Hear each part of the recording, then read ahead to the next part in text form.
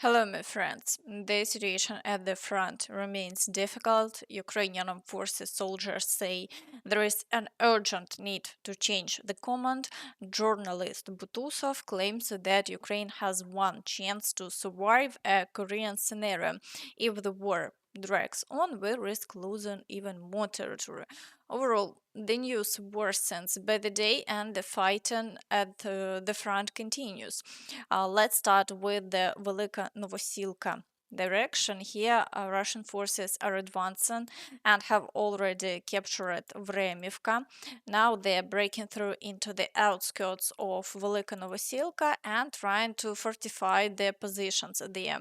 While they haven't managed to push the Ukrainian armed forces out of the town in the past day, the battles rage on. How much longer the defense can hold remains uncertain. Ukrainian soldiers describe the situation like this. The battles for the settlement have begun, and the Russians are relentlessly pushing through a destroyed bridge, reaching the outskirts of the town. They are using psychological tactics to pressure us into surrendering. Some do give in, as I saw in videos, but they are mostly demoralized troops who barely put up a fight. Meanwhile, others continue to hold their ground, ignoring the Russian propaganda. From my perspective, we need to withdraw carefully from this area. The Russians are throwing everything at us: artillery, bombardments, and Grad rockets, similar to their tactics in Vuhledar. In the Zaporizhzhia direction, Russian forces continue their attempts to break through to Novodanilivka, but remain unsuccessful. The front line hasn't changed in the past day, and overall activity in this sector is low. In the Kherson direction, the Russians continue their attempts to expand control around the Antonivsky Bridge. They are also trying to break through to Zabich Island, but have made no new gains, and the front line remains unchanged. Meanwhile, Russian sources claim that there will be attacks today on energy infrastructure in Crimea, the Crimean Bridge, and the Belgorod, Kursk, and Bryansk regions. Overall, there is another wave of panic among the Russians, but as of now, these claims remain unconfirmed. We'll keep monitoring the situation. Now, let's turn to the Kurakhove direction. The Russians have already made significant advances past Kurakhove. Today, they are attempting to assault Ulakli and Constantinople in an effort to move closer to Andriivka and encircle our forces near the village of Dachne. So far, they haven't achieved new successes, but the situation remains extremely difficult. At the same time, they continue assaulting the village of Zaporizhzhia, though the front line there hasn't changed. In the Pokrovsk direction, the Russians are actively storming Udachne and Uspenivka, pushing into Zvirove. They are also assaulting Lysivka, Promень, and Yelizavetivka, and also attempting to advance toward the highway. The situation remains critical, and the Ukrainian forces warn that unless urgent changes are made in the command, the front will continue to shift unfavorably. As of now, there is still a chance to stop this, but journalist Yurii Butusov stated that enormous resources are required to do so. These resources exist in Ukraine, yet oddly they seem to be tied up elsewhere, such as focusing on the Kursk region. In the Toretsk direction, the Russians are assaulting Krymske, advancing near Delievka, and storming Sherbinivka.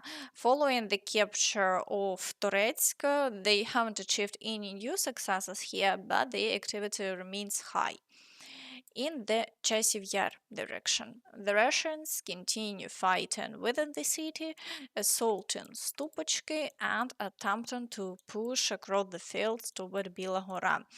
However, over the past day, there have been no changes to the front line, and the situation here remains unchanged.